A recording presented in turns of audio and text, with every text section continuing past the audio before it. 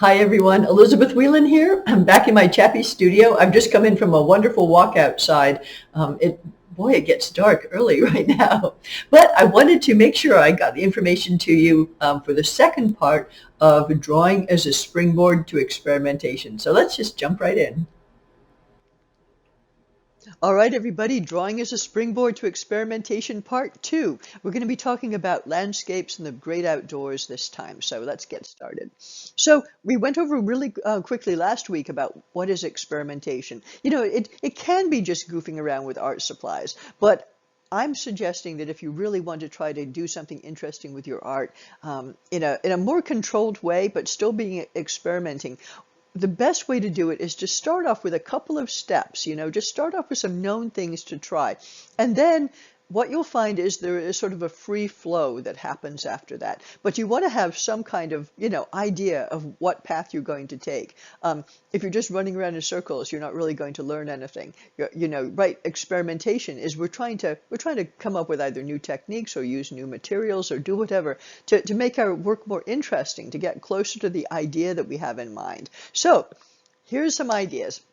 We're going to start off today. We're talking about the great outdoors and the challenge it is to get, we see something cool and we go, oh, wow, I'd love to draw that or paint that. But, it's overwhelming. How do I zero in on what is interesting to me? How do I not just take a photo and go home and then copy that? Because I was so overwhelmed that I couldn't figure out what it was I was trying to draw or paint. And how do I then make that scene my own? I don't want to just copy the photograph, right? I want to do something interesting. So I've got to get back to that feeling I had, to really, that's the thing that you're trying to capture, what it was that you saw that you thought was so interesting. Because if you didn't think something was that interesting, then, you can just skip it and go on until you find something that really does capture your imagination. Because really, the big question to answer is what moves you to create. All right, something weird's going on with my type, but we're not going to worry about that. We're just going to keep moving. So move from large to small. That's my first, when we were talking last week about the masks and stuff, I said the first thing to do is, put light behind dark and dark behind light to start giving a sense of place. Well, when you're out in the great outdoors, my first rule is don't try to get the whole scene in there. Where are you going to stop, right? I mean, you've got the entire hemisphere to look at. It's a little crazy. What you want to do is find a smaller section of the scene that you're looking at that to you kind of captures, oh, it was something interesting. So here you are, you're in Paris, you're having a wonderful time, you're walking with your sketchbook down the street, you see this fabulous cafe, and you go, oh, I would love to, sketch that. But then you sit down and go, wow, it's going to take me hours, right? And all those people are going to have, walked around and left by the time I finish. So what is actually interesting? And you might just pick a small, area to try to draw. So I kind of zeroed in on a couple of things that I would probably pick if I were trying it. One was I loved that corner of the building where you've got these flowers and the signs and the interesting shapes and colors. That's really cool. And then here's something completely different. This is about the people. It's about, here's the waiter, here's the contrast between the light and the dark. I love that always so much. So these are two small ways to show a larger scene, kind of to hone in on some smaller idea from which you can start to then push. For example, I could see that flowery scene as the basis for a really interesting abstract. I could see the people, maybe making all of that background a little bit, darker, a little bit, lose some of those edges there and have that interesting contrast of the chair and the fellow. There's a lot to work with right there. So sometimes it's the gesture of the scene. And by that I mean, it's maybe it's the swoop of the flowers. Maybe when you looked at the whole thing from the outside, it was the row of people. Maybe the repetition of the people sitting at tables. Whatever it was that appealed to you, if you can start to identify, even if you don't actually draw it right away, if you can start to go, hey, it was this thing, and even make a note to yourself. And if you do a sketch, make a note about that too. Right beside your sketch, what it was that interested you in that. So here's another great example. This is a street in Carlisle. I was there not too long ago, and fabulous, fabulous buildings and interesting streets. But if you saw a scene like that, you'd be like, oh, wow, yeah, there's a bunch of stuff I could draw here. Where do you even start?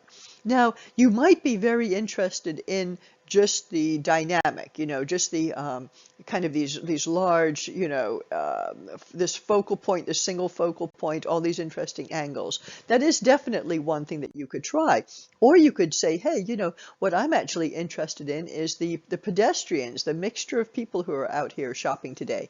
By zooming in, you invite your audience to take a little bit more interest in them, different shapes, sizes, the dog, this, that, and the other. Or you can make it about the street itself, the dynamic push through the scene. So in each case, a decision has been made. You're not just standing there sketching just because you can. That can be fun, but it doesn't always help. So how do you decide? How do you make that decision? I completely recommend using a viewfinder. So this person here has just used a regular sheet of paper, and by doing so, is isolating part of the scene. And that is with the idea that maybe that's going to be an abstract, maybe it's going to be realistic. Who knows? We all know that this is going to be part of a tree. If she were to, or he would to do that in a realistic manner, it would be, we could identify that because as humans, we know what trees look like. And so when you use a viewfinder, what you're often doing, whether you're doing realistic or abstract work, is you're looking at the scene in terms of shapes. So you're not trying to fit the whole tree into the viewfinder necessarily. You could definitely say, hey, this is what I want to draw. But what's useful when it comes to experimentation and trying to get away from just doing very representational, here's the whole tree, here's the field, here's the street. If you're looking for something a little more interesting, it can be helpful to think about looking at interesting shapes rather than thinking in your head tree. So that means dark and light, rectangles, triangles, action and balance, rather than, going, oh, people, buildings. So this is something to practice, and I would definitely recommend either, using a piece of card that you make a square in, or a piece of paper like this, or you can actually buy, fancy plastic viewfinders that let you go from squares to rectangles. They're all really cool, very useful. Either way you do it, it will be really, really helpful. I use the comparison that, often horses, when they're pulling wagons and such, we put blinders on them so that they're not distracted, so they don't get afraid, they don't, get spooked by something they see to the side. And in a sense, a viewfinder is the same thing. It allows us to concentrate and to focus on one area and not worry about everything else that didn't really appeal to us. So one of the reasons that this is so important is because symbolism really is the key. So we're talking about, not only when we see a huge scene, huge outdoors, whether it's a cityscape, whether you're out in the field, in a forest, not only is like getting down, zooming in to something smaller useful, using a viewfinder, or just, after a while you'll be able to do it without a viewfinder, but it's because of symbolism. So symbolism, we're drawing and painting for other humans. We're not drawing and painting for our cat or our dog. They might look at that painting and they won't see in it what we see in it. So we can do shorthand, right? If we do this vast expanse of grass like this, if we do this big green swath, humans know that is a lawn. Humans don't think it's a green river. Humans don't think it's green snow. Humans understand that that is a lawn. We don't actually have to paint every single one of those green, bits in there. Likewise, if we're drawing or sketching, a few strokes indicate grass, and humans understand that that is shorthand for all of the rest of the grass that might be there. So this is really important because it gets what is happening is our brain is used to looking at all of that grass, that swath of lawn, and saying, okay, there are X number of billion, grass blades out there, right? It's giving us data all the time. We need it to be more helpful and say, okay, that's fine. Yep, that's a lot of data. Really appreciate that. How do we then can communicate that as a symbol that another human will understand. And as artists, we have to train our brains to be more helpful to the actual drawing part. In other words, to help us come up with symbols, or to help us say, hey, I could do this beautiful drawing or painting of these branches, and that represents the entire tree. I don't always have to cram the whole tree in there. So here's a good example, leaves, right? Once again, and I know I'm belaboring this point, but it's really important as you go forth drawing to remember that there are times you may want to draw all the leaves because they're beautiful and the pattern is so very fascinating and interesting to you. But it isn't a requirement, because when we look at those leaves out there on the left, we know they came from trees or bushes. That's where leaves come from, these types of leaves. Other types of leaves might come from flowers or whatever, vines, but we know as humans what they are. So if we're drawing vines, for example, we can draw just a few of those leaves, and maybe some masses of just different values, and humans will understand that there are actually leaves all over the place. And the same goes for a tree. We could look at a tree like this. We don't want to draw in every single one of those little leaves that we see there. We might want to draw in a number of those branches because we like the way the branches look, but we might not. We might just try to draw in the general shape. We might try to draw the flow of the branches as they fall down. It is entirely up to you how far you take it. But what you don't want to worry about is that somebody is going to go, oh, that doesn't look like a tree because you haven't put all the leaves on. And if you find yourself putting in all the leaves or trying to draw all the grass or all the waves or all the whatever it happens to be, it's a natural reaction as artists for us to start listening to that data flow in our heads and start putting every little thing in. We have to stop and ask ourselves, is this really our intention? Are we doing the type of artwork today that requires all of that? In which case, great, keep going. But if we don't, if we really were trying to get a sense of the tree as a whole rather than how many leaves it has, that's the time to back it down. So we have to make the decision, why? Why are we drawing this stuff? Is it because the design was interesting? Is it because the color is interesting? Is it the subject matter? What is it about it? We're in charge of that. So when it comes to drawing and painting, sometimes it is really useful when it comes to experimentation to actually do something that might be very different from the way you normally draw and paint, but not in the sense of just kind of, wildly just, well, you can wildly try anything, and I'm not going to tell you not to, but in the sense that I'm using Paradolfson here as an example. His work is, in my view, realistic, but the way that he has decided to, do cross-hatching and shading and these the various different textures and use colors that aren't necessarily what we would consider realistic, to me, that is the kind of experimentation that I'm talking about. Not because you are also going to end up painting and drawing like Paradolfson, but he's managed to take a few steps in a different direction away from photographic realism into something that is his own. And I think that this is useful to consider shape, the shape of the trees, the form of the trees, or the form of the rocks, where's the dark, where's the light. Differences in color, they don't have to be realistic. Differences in texture. And when you're experimenting like this, you are literally experimenting, going, what happens if I do this? What happens if I make this part of the beach pink? Whether you like it or not, whether you think that this is something that you would want to do, it doesn't matter. What matters is that you're trying in logical steps to go, I'm going to change this one thing to be something else and see whether I like what the result is. So here are a couple more. I'm going to show you a bunch of Paradolfson just because he did that thing particularly well. For example, he can obviously draw realistically. And over here on the left, we have the basis of his interpretation, which is to use hatching in different directions, lines various different widths apart, different textures. to get a sense of the different values he sees. If you remember, values is the relative light or dark. We looked at that value scale last week. To give you a sense still of depth, just like realism, of the trees, of the fact that there are different types of trees. And then over here on this, the piece in color that I'm on top of, you can see how he has also used lines going in different directions. So he has various different types of lines for the grass at the bottom.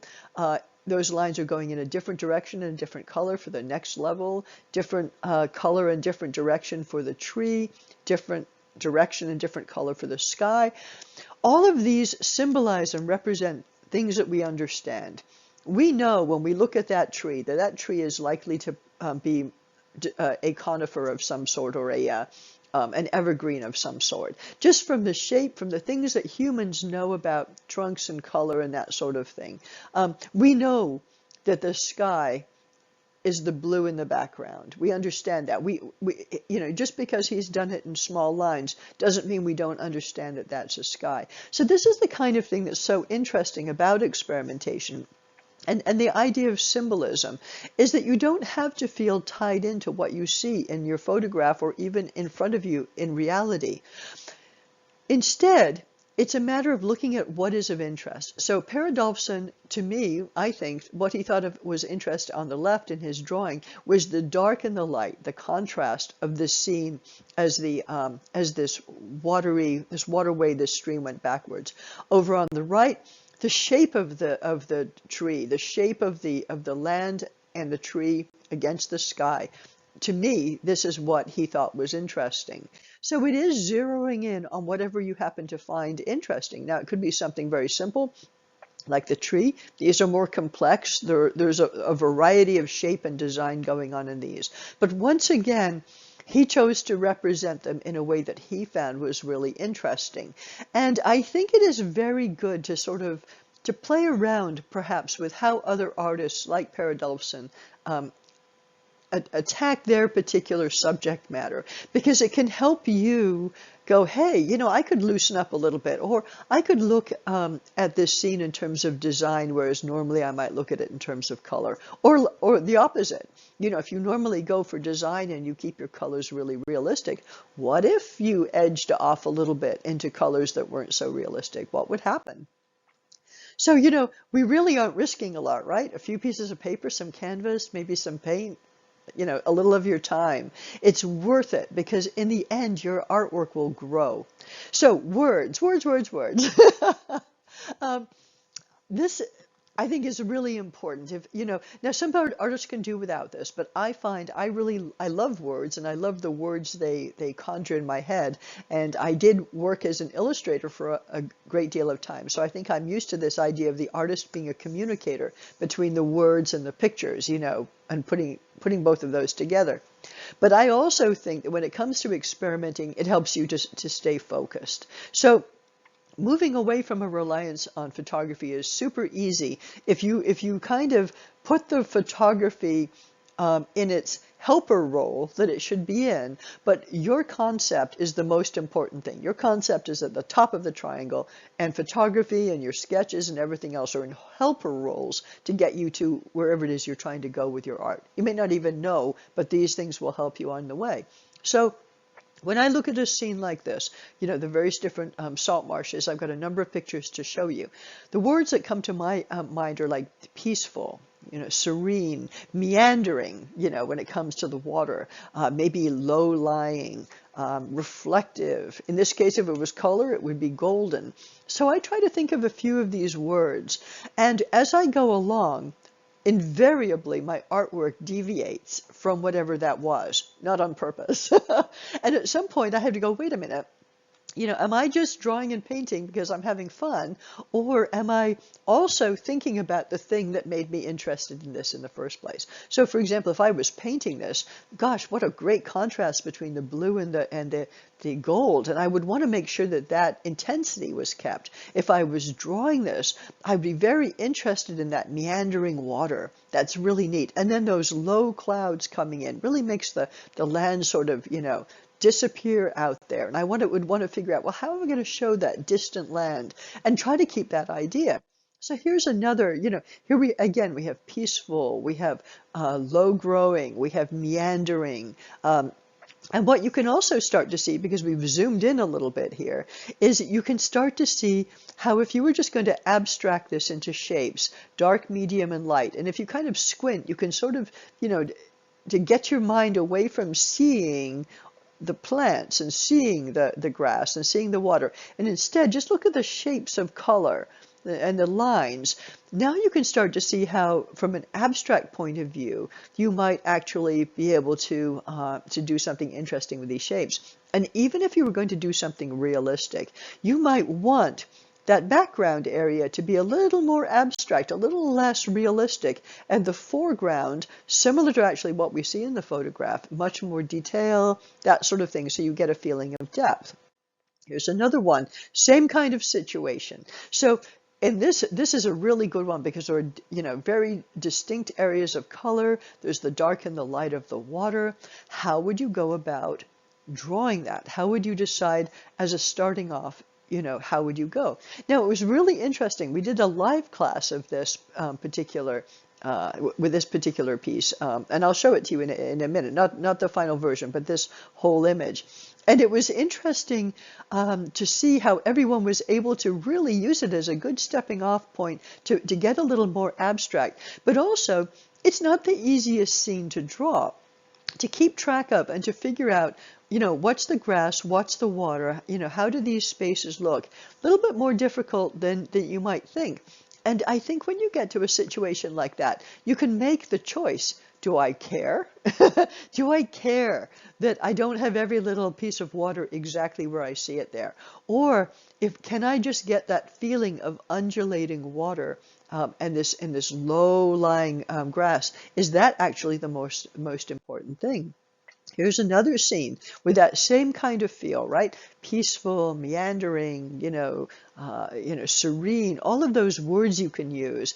And so as you're drawing, to a certain extent, you can think of, well, are the textures and the pencil strokes and everything, are they making it look serene and calm and such, or whatever your word might happen to be? So the first thing that we're going to do is an exercise, and you can just sort of pause the screen right here. If you want to see these images actually more clearly, you can go to my website, which is elizabethwhelan.com, to my art classes page, and a PDF with all of these images from this whole class today are there, and you can and you won't have me in the way and you can use that. But if you're just interested in sketching a little bit right now, you can pause this. And what I was asking the class to do was to go ahead and try to sketch this scene in Paradolfson's style, or something like that. Not necessarily just the way he did it, your own interpretation, but with the idea that rather than drawing a bridge and a stream and and all of this stuff, how would you represent what you're seeing just in terms of texture and line? Still getting maybe light and dark. You can add to the scene by putting more of the hill, and you could put the tree in, or you could zoom it right in and just maybe do some of the water and the bridge and the bit that's underneath in the reflection. Either way, it doesn't matter. But the idea is that especially if you're a person who's used to actually drawing or painting in a very realistic style, that you don't get in and start doing those bricks right away, those stones right away. Try really hard to come up with another way to represent, lines, in other words, that symbolize what could potentially be the stones. That could be maybe the rounded lines, or curved lines that represent that grass coming down, that sort of thing. A little bit of a challenge, so see what you can do with it. Meanwhile, we'll go ahead and move on. And I wanted to talk a little bit about toned paper. Now, this was not described at all in the description of the class up front, but I threw this into the live class because I thought it was really a great way. I use drawing on toned paper all the time as a way to help me experiment, because I can or cannot put in all the details. It depends on what I feel like that day. I can make a rather detailed drawing like this one right here, But what's fabulous about tone paper is I don't have to fill everything in. If you look really carefully at this drawing, you'll see that really the dark area, there's not that much dark area, right? I've kind of sketchily done some trees in the way in the distance, a little more detail in the midground, and then, you know, around the edges of some of this stuff here at this ballpark, and some of the shadow at the front, I put some down. And then I've used white to, you know, to put some highlights in here and there, and that's it. But it makes a really nice little drawing, and it's fast. It's a lot faster than working on white paper. Although working on white paper is perfect, there's nothing wrong with it. But I just wanted to show that this was another way to go about doing sketching and experimentation, because the idea is that if you're not belaboring your drawing, you're going to get to interesting results. If you start, you know, filling the whole page up with every single detail that you see before you, it's unlikely that you'll be as experimental. You're more likely to do the things you already know you like to do. And we're trying to, like, you know, break out a little bit.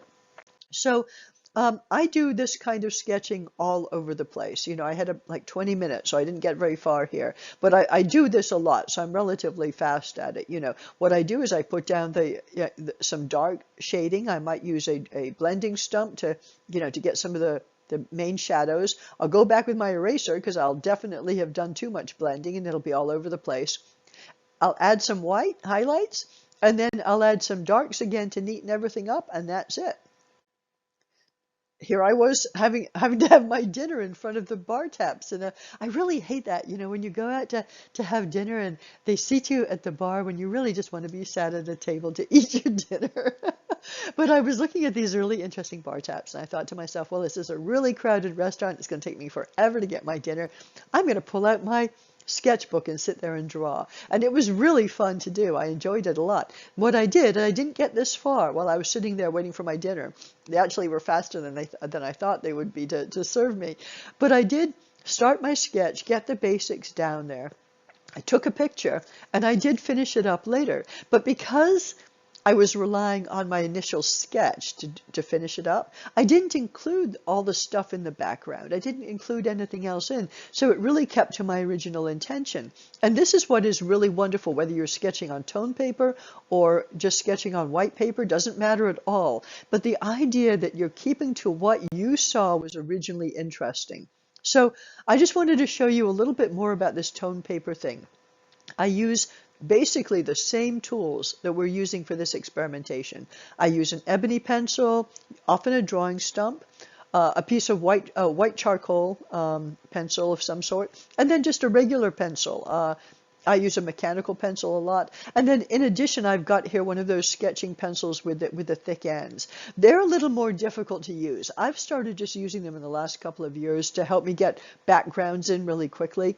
But they often are, it's hard to draw with them. You know, it's easier to draw on large things than on small things. But, you know, once again, experimenting is often just adding in that one extra thing. Let me try that one color. Let me try this one other type of pencil and see what I like. And then you can start to work out, you know, is this going to work for you? So the way I go about sketching on tone paper, this is a little sketchbook. I guess it's 6 by 8, 5 by 8, something like that. So I do a really quick outline. You can see how rough it is. You know, this is basically where everything's going to go. I will then spend about 15 minutes or so, you know, making everything a little bit neater, doing a lot of erasing till I get my buildings or whatever it is just right. Then I'll go ahead and maybe darken up things, put a few of the details in, and add the white in the highlights, only in the highlights. So what I'm trying to do, and I don't know if you can really kind of tell from this drawing, but I'm not filling everything in. There's really not a lot of black down. There's really not a lot of white. The color of the paper itself kind of does a lot of the work for you. And then I do a final pass when I have a little bit of time, and sometimes this is, you know, if I'm on vacation, this is when I'm back at the hotel, maybe I don't even get to sit there long enough. And I'll just darken up the darkest areas, and I'll make the lightest areas just that little bit lighter. So I'm just going to really quickly I think that's the only example that I have to show you. Now, if you're interested in working on tone paper, I have other videos on this channel that you can go and look at. But I wanted to introduce this because it is another way, another bit of experimentation. You know, what happens if you do that? Now, I will tell you one thing that a lot of people find if they're used to doing a lot of blending and such on white paper, the minute you start blending your graphite and the white charcoal together, you get kind of a muddy gray. Sometimes you want a muddy gray, often you don't. So this is why I tend to do, you know, the dark and then the light and then the dark and the light, and be a little bit careful about what I put where. But if you, you know, if you Google, you know, drawing on toned paper, you'll see that there are so many ways to go about this. This is just my quick and dirty way to do it while I'm traveling, but I'm sure you would be able to come up with your own. So this is the scene that I would like you to think about, maybe doing a drawing yourself where you start to experiment with how would you interpret something like this. You know, is there something interesting that you see about this scene? Now, if you don't actually like this scene, you can find another picture that you do. The idea is that you start drawing on it, you start sketching it with the idea that you're not going to try to reproduce exactly what you see here, but perhaps you're going to pull in some of the elements, not all of them. For example, maybe you think that distant land is really interesting, or maybe it's only the shapes up front that you think is interesting, the rest of it you could care less about. Maybe you want to use your viewfinder and zoom in and look at just what you see on the left. You know, maybe those shapes are really kind of interesting. The idea is that by picking a subject matter, any subject matter at all, and then zooming into a little bit of it and starting to just draw those shapes and experiment with different types of pencil strokes, maybe using a different colored paper, whatever it happens to be, in your mind, you're starting to work through, well, what do I think is interesting? And how am I going to show that? How am I going to end up with a sketch that I think is interesting as well? And here's another possible. Now, like I said, all of these images are available in the PDF without me talking in the corner, which is somewhat distracting. But here's the type of thing that I love to draw, and that is a scene that I might capture with my camera, or I might see in person, where there are these interesting shapes. So instead of looking at grass and water and such, I go, look at this contrast, look at these interesting shapes that are coming in. What could I do with that? Could I take one small section, like if I look through my viewfinder, I'm going to use my hand here, and I look at that section of just the reflections of the grass as it comes, you know, over the water. Wow, that's kind of an interesting thing, kind of abstract. So you see what I'm talking about. Drawing is a fabulous way to start experimenting. If you take little steps based on things you already know how to do, and try, if you find yourself just doing the thing you always do, I mean, that's fine. If you're enjoying drawing, right, keep going. But if your purpose is to experiment, go, whoa, you know, I'm doing the thing I normally do. Can I change something? Can I zoom in a little further? Can I add a different color background? Can I add a darker or a lighter background? Can I maybe interpret whatever it is in it using different pencil strokes than I normally do? Can I do this on a different colored paper and see if I get a different result? So all of these are ways to start experimenting in a way that this becomes part of your regular artistic practice, that you're always experimenting, that you have those drawings that you do, that you love to do, that they're just fun, right? But that for most of the time, you're trying to add in one little thing, two little things that are a little bit different. And then those, as you either like or dislike them, the ones you like become part of your toolkit. And now, instead of just having 2 or 3 techniques that you know how to do, you have a whole bag full. And you can then pull those out when you want to interpret a scene in different ways. So I've just gone through this entire art show, the botanical-oriented art show, and I've got everything in there from very realistic to abstract, because in each case I thought to myself, well, why don't I try this thing and see where it goes? And I ended up with some results that really I was so pleased with, because I know that they will contribute to making my artwork better overall in the long run. And this is what I want for you. I want you to have the same kind of realization. So here's just the list, start simple, add some stuff that isn't there. Make it start to feel like art to you. Dark behind light, light behind dark around the edges of an object, just so it starts to have some space. Practice that lost edges thing. You can do that all the time, whether in color, black and white, just to start to get things to disappear into the shadows or come out into the light. Exaggerate stuff. Make the grass spikier, make the tree more, the limbs more flowing. Add or subtract things from the scene that you see. Just because it's right in front of you, it doesn't have to end up in your drawing. You're in control. Think about maybe a story or something behind a scene, if that would help. The words, what words would you use to describe it? Write them down at the side of your sketch. And symbolism. Don't forget this thing about symbolism. It is so important. We don't have to draw everything that we see. We can, and sometimes we want to, but it isn't a requirement. We get to decide when that is necessary to what we think is important and when it isn't. All right? Zoom in, zoom in, zoom in. Consider, rather than worrying about, is that a person or is that a shadow or is that a tree?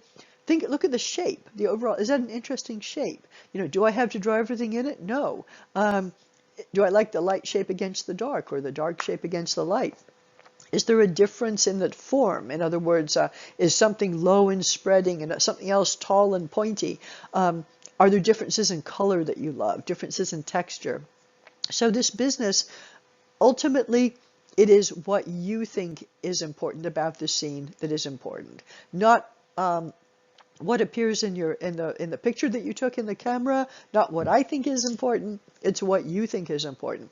You're the artist, and as you develop your technique and as your technique improves, you're going to want to make sure that you're drawing things that you think are fun and interesting. And this is one of the ways you get there.